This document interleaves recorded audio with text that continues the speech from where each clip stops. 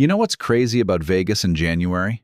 While everyone's broke from the holidays, the city's dropping brand new spots that'll drain whatever's left in your bank account.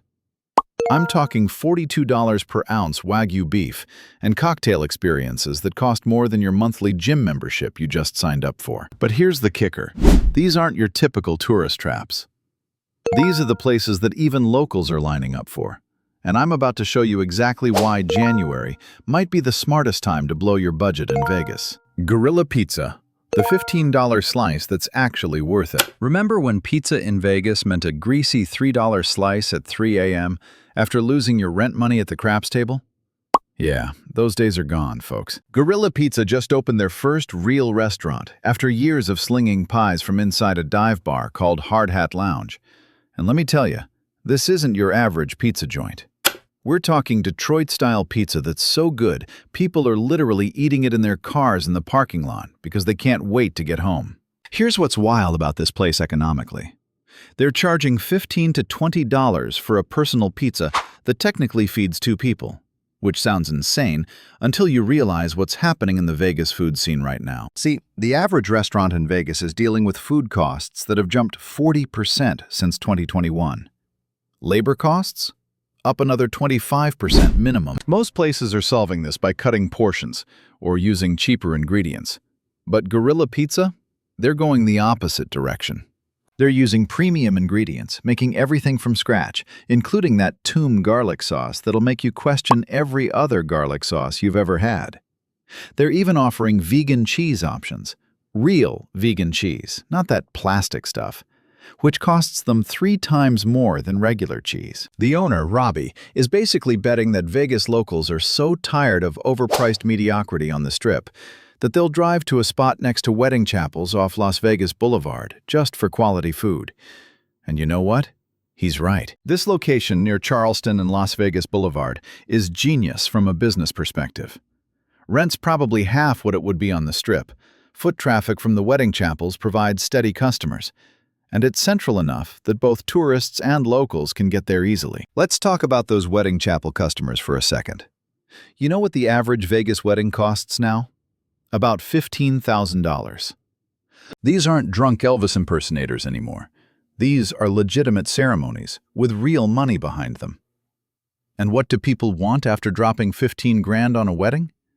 Good food that doesn't cost another fortune. Enter Guerilla Pizza, literally next door, offering wedding dinner for under $40 a couple. That's brilliant positioning in a city where most wedding venues try to upsell you $200 per plate dinners. The menu strategy here is fascinating too. 4 slices per order, build your own toppings, ranging from $15 to $20 depending on what you add. But here's the kicker. Those slices are huge.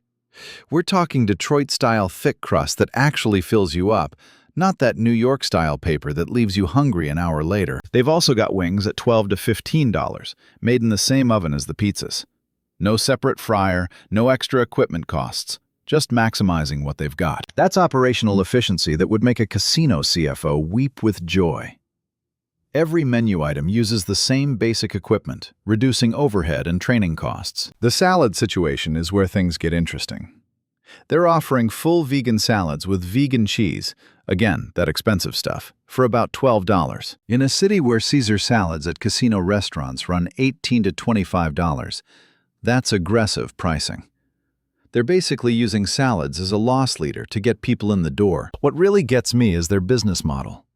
They're telling customers to eat the pizza immediately, literally in the parking lot if necessary, because they know cold Detroit-style pizza is garbage. That's confidence in your product right there.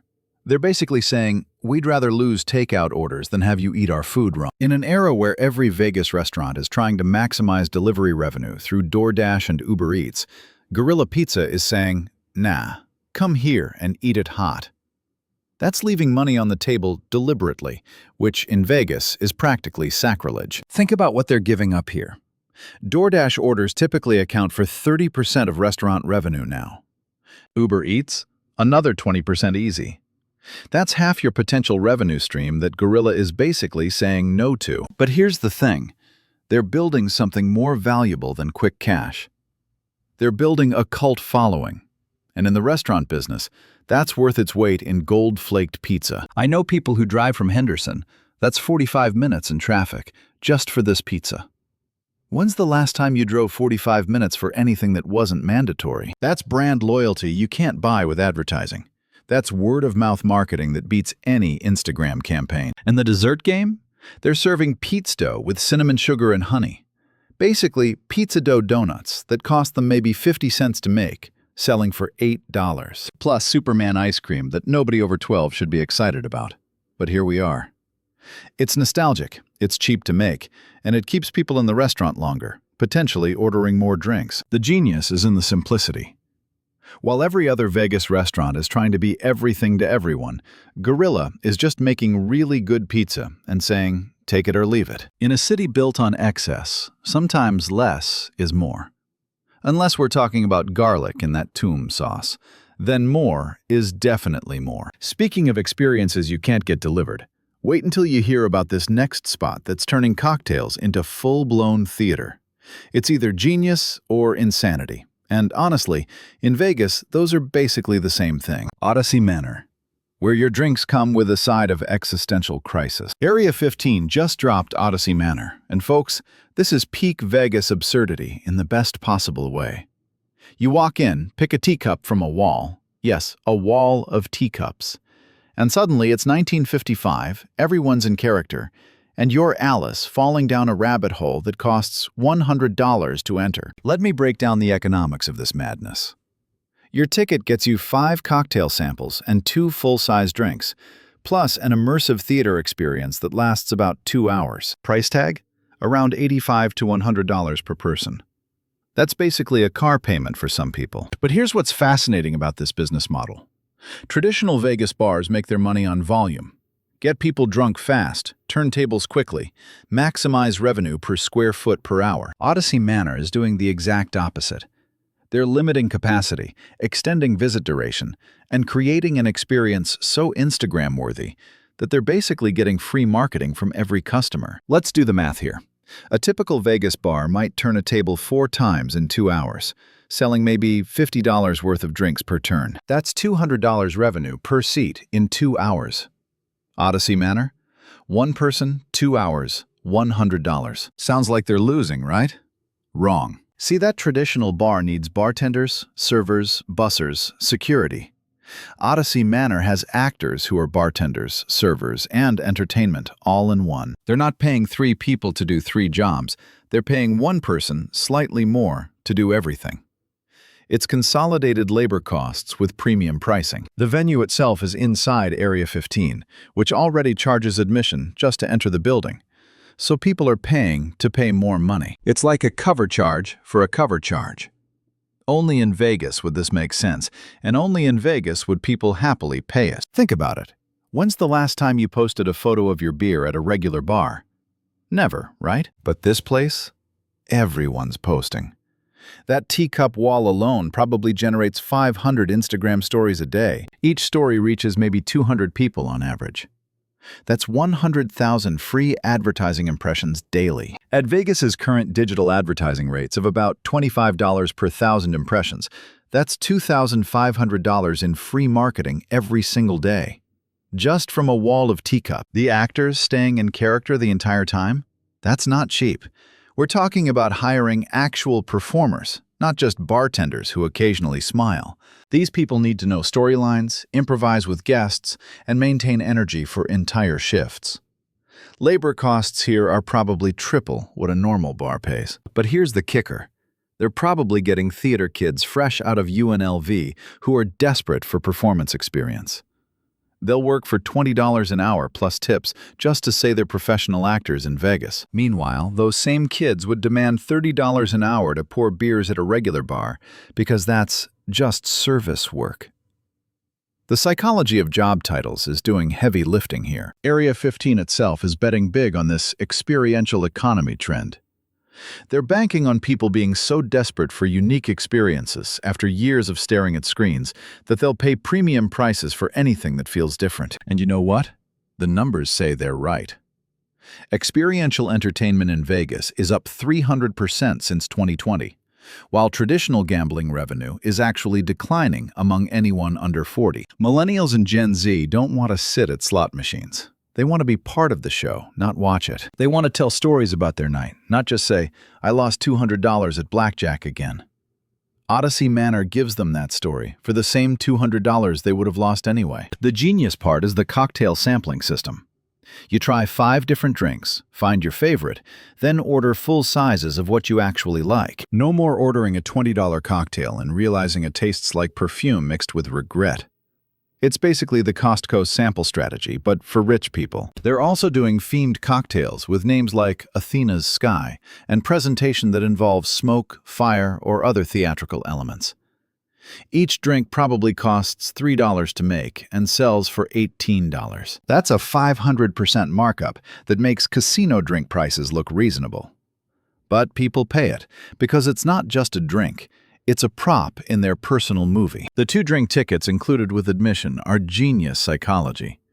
You've already paid for them, so you feel like they're free. But once you're 2 drinks in, you're more likely to buy a 3rd, 4th, 5th at full price. It's the same reason casinos give you $20 in free play. It's not free, it's bait. What kills me is that Vegas used to be about giving people free drinks to keep them gambling. Now we're charging $100 for the privilege of drinking while watching amateur theater. The house always wins, but now they're winning without even needing cards. They're winning with teacups and trust fund kids in costume. And the really crazy part? There's probably a wait list to get in. People are literally waiting in line to overpay for drinks while someone in a top hat speaks in a fake British accent. If that's not late-stage capitalism, I don't know what is. But damn if it isn't working. But if you think that's expensive, wait until you see what people are paying for 3 ounces of beef at this next place. It's either the ultimate luxury or the ultimate scam, and honestly, I can't decide which. Boa Steakhouse, where $126 gets you a steak the size of your fist. Boa Steakhouse is back at the Venetian Palazzo, and they're charging $42 per ounce for a 5 Wagyu with a 3-ounce minimum. That's $126 for a piece of meat smaller than your iPhone. Let me put this in perspective for you. That's more than the median daily wage in Vegas. You could literally pay someone minimum wage for an entire day's work, or you could eat 3 ounces of cow. Welcome to modern Vegas economics, folks. But here's what's really happening here. Boa isn't really selling steak, they're selling status. When you drop $126 on 3 ounces of Wagyu, you're not paying for food. You're paying for the ability to tell people you dropped $126 on 3 ounces of Wagyu. The restaurant knows this, which is why they're located right between all the high-end shops at Palazzo. They're not competing with other steakhouses. They're competing with Louis Vuitton and Gucci. Their menu is massive, mixing Italian options with traditional steakhouse fare, which normally would be a red flag. Jack of all trades, master of none, right? But in the Palazzo, surrounded by international tourists with more money than sense, being everything to everyone actually works. The Chinese businessman wants pasta. His wife wants sushi. The kids want steak. Boom. Everyone's happy, and the check is $500. What's fascinating is their pricing strategy. They'll sell you a regular steak for $65, which seems reasonable compared to the Wagyu. It's the same psychology casinos use with high-limit slots next to penny machines. The $65 steak looks like a bargain when it's sitting next to something that costs twice as much for half the size. They're also doing tableside Caesar salads and theatrical presentations of bone marrow. This isn't about food anymore. It's dinner theater where you eat the props. Labor costs for this kind of service are insane. You need servers who can perform, not just carry plates. The bone marrow dish comes with short rib, toast, and a whole production where they torch it tableside. That's 3 components that could each be their own dish, plus a performance, for $38. In the old Vegas, that would be considered wasteful. In New Vegas, it's Tuesday. The location itself tells you everything. They took over a space from a failed restaurant that tried to be quirky with napkins everywhere. Remember that disaster? That place failed because quirky doesn't work in Palazzo. Expensive works in Palazzo. Boa understands that their customers don't want interesting or unique. They want expensive and photographable. They want to post that Wagyu on Instagram with a caption like, "treating myself," while secretly crying about their credit card balance. And Boa is happy to enable that delusion at $42 per ounce. The spicy tuna cones at $19 each are another genius move. They're literally taking $3 worth of tuna, putting it in a cone that costs pennies, adding a gold leaf that costs maybe $1, and charging $19. That's a markup that would make drug dealers jealous. But people pay it because it looks fancy and it's shareable on social media. The bigger picture. Vegas's identity crisis. Look at these three places, and you see Vegas's entire economic transformation in microcosm. Guerilla Pizza represents the local rebellion against strip prices, finding success by being authentic in a city built on fakeness. Odyssey Manor is the experiential economy on steroids, charging premium prices for Instagram moments. Boa is old-school Vegas excess with new-school prices, selling status symbols disguised as dinner. What connects them all? They're all betting that people will pay more for less if you make it special enough. Smaller portions, higher prices, but with an experience or story attached. This is Vegas admitting that the old model, lose money on food, make it back on gambling, is dead. Nobody under 40 is sitting at slot machines for hours anymore. They're drinking $20 cocktails while watching actors pretend it's 1955. They're eating pizza in parking lots because it's authentic. They're posting photos of tiny steaks that cost more than their car payment. This is the new Vegas economy, folks. The really wild part? It's working. January 2025 is supposed to be dead season, but these places are packed. People who just made New Year's resolutions about saving money are dropping $100 on cocktail experiences. Maybe that's the real Vegas magic, making people forget their financial common sense. The truth is, Vegas has always been about selling dreams. Used to be the dream of hitting it big at the tables. Now it's the dream of being someone who can casually drop $126 on 3 ounces of beef and not care. Different dream, same delusion, higher price tag. So there you have it. Vegas in January isn't about recovering from the holidays anymore. It's about doubling down on excess with a side of artisanal pizza. Whether you're Team Guerilla, Team Odyssey, or Team Wagyu, your wallet's going to hate you. But your Instagram will love you. Drop a comment below. Which spot are you hitting first? And don't forget to subscribe, because next week, I'm showing you the Vegas spots that are actually closing because they couldn't keep up with this insanity.